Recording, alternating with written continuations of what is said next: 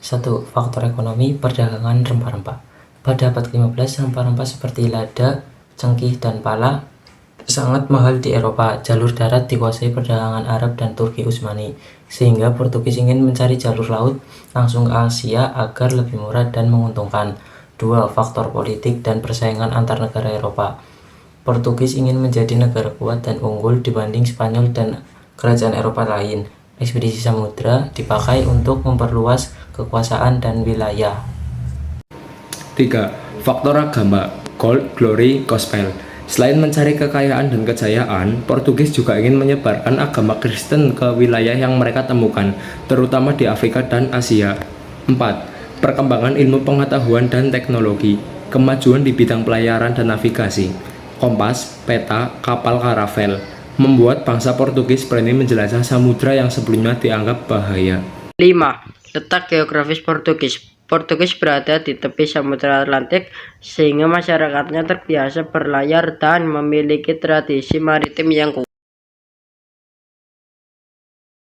Perjalanan samudra Portugis pada abad ke-15 hingga ke-16. Portugis menjadi pelopor dalam perjalanan samudra atau penjelajah laut.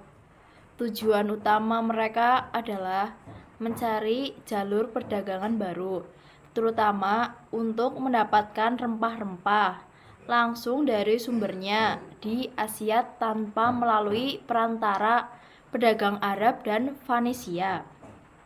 Semua ini bermula dari dukungan Pangeran Henry the Navigator. Ia mendorong pelaut Portugis untuk menjelajahi pantai Afrika dan mengembangkan teknologi pelayaran seperti kapal karavel, kompas, dan peta laut. Awalnya, pelayaran ini hanya menyelusuri pantai Afrika Barat, tetapi lama-kelamaan semakin jauh ke selatan. Tahun 1488, pelaut Portugis bernama Bartolomeu Dias berhasil mencapai ujung selatan Afrika yang kemudian dinamai Tanjung Harapan Barat. Penemuan ini sangat penting karena membuktikan bahwa Samudra Atlantik terhubung dengan Samudra India, membuka peluang menuju Asia lewat laut. Perjalanan besar berikutnya dilakukan oleh Vasco da Gama pada tahun 1497 sampai 1499. Ia berhasil berlayar melewati Tanjung Harapan dan sampai di Calicut, India. Keberhasilan ini menjadikan Portugis sebagai bangsa Eropa pertama yang menemukan jalur langsung ke Asia. Setelah itu, Portugis melanjutkan ekspedisi ke Asia Tenggara pada tahun 1511. Alfonso de Albuquerque berhasil menaklukkan Malaka yang menjadi pusat perdagangan penting dari Malaka.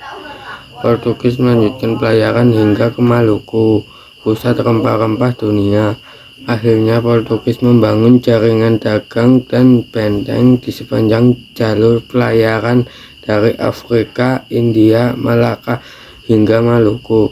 Perjalanan samudra Portugis ini menjadikan mereka kekuatan maritim besar dan membuka awal era kolonialisme bangsa Eropa di Asia, termasuk di wilayah Indonesia.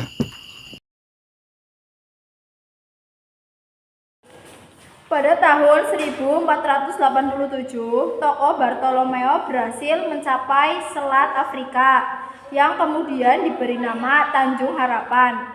Saat perjalanan ke Tanjung Harapan, Bartolomeo terkena badai dan beliau berhasil melewati badai tersebut sampai hingga akhirnya beliau sampai ke Tanjung Harapan. Saat perjalanan menuju Calicut, India, Vasco da Gama terkena virus Purvi. Vasco da Gama berhasil mencapai India, lalu beliau meninggal di India. Perjalanan berikutnya ada Alfonso de menuju Malaka. Beliau terkena hambatan perlawanan dari perdagangan Muslim dan beliau berhasil menuju Malaka.